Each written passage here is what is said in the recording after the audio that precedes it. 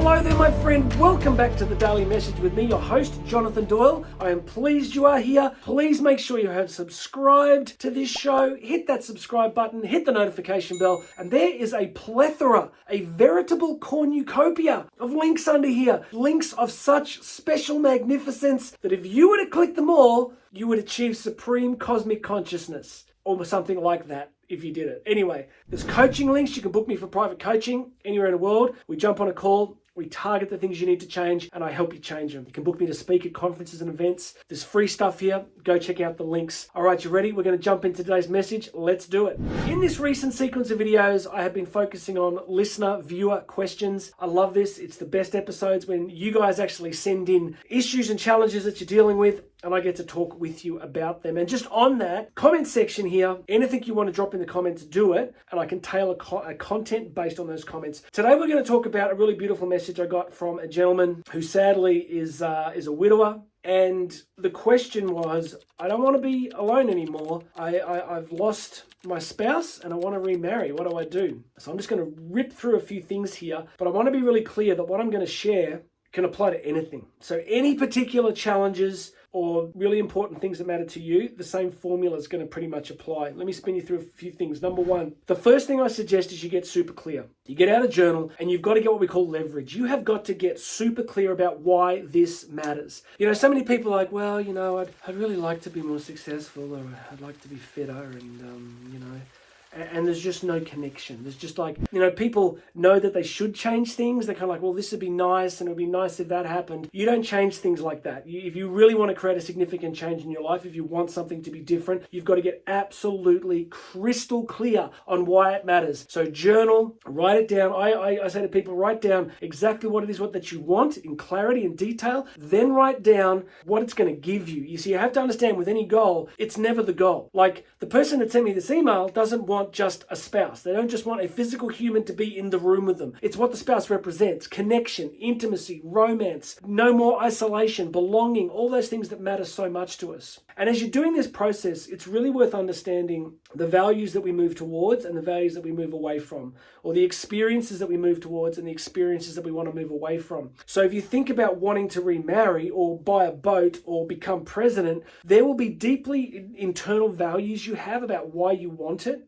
So for the person who wants to remarry, it'll be, I want connection, I want belonging, I want intimacy. And the away values will be, I don't want loneliness, I don't want isolation, I don't want boredom and just having nothing to do and not sharing my life with anybody. So get super clear. You've got to own this process, get super clear on why it matters. But the next thing is to identify limiting beliefs. All of us, nobody rides for free in this life. All of us carry wounds, pain, trauma, rejection. We're all going to have limiting beliefs. The basic standard human limiting belief that almost everybody has at some level is I'm not worthy, I don't deserve, or I'm not adequate, or I can't do this. It's something in that area of those three. I'm not worthy, I don't deserve it. It's a deep thing. There's complex reasons why we feel that way. We go into that in another video, but you've got to identify the limiting beliefs. So if you want to remarry, it'll be something like, I'll never find somebody. Nobody would want me. They don't have to be rational. They don't have to be real, because all of us have got highly irrational beliefs that we hold, right? So whatever your goal is, look at the limiting beliefs. Get really clear on redrafting and getting super clear on the exact opposite. So if you've got a belief that's like, I'm not worthy, it has to become something like, I am worthy of all blessing and all abundance. Why? Because in the entire cosmos, you're the most important thing that was ever created.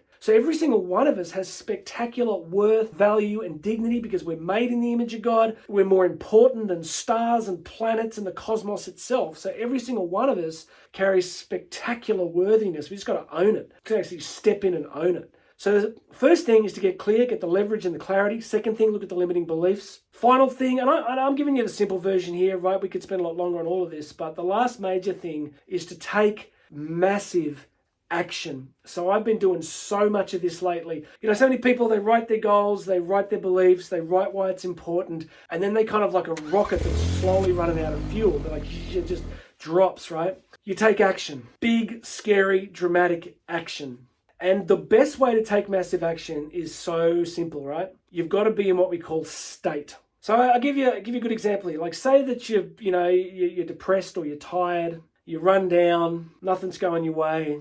and I do this process with you, and I'm like, right, we're going to identify the leverage, what you want, why you want it, towards values, away values, limiting beliefs, and then you're in a really poor physical state. You're not eating well, you're not sleeping enough, and I say to you, massive action. You're going to be like, oh yeah, massive action. Yeah, I'm going to go out and take some massive action. Let me give you a contrast. Imagine that you follow a sporting team. It's your favorite sporting team, whatever it is, right? And they make it to the final. They've never made it to the final in 50 years. And there's 2 minutes to go and they score the final points and they win. And there's glory and there's music and there's thousands of people cheering. And you're like, yes!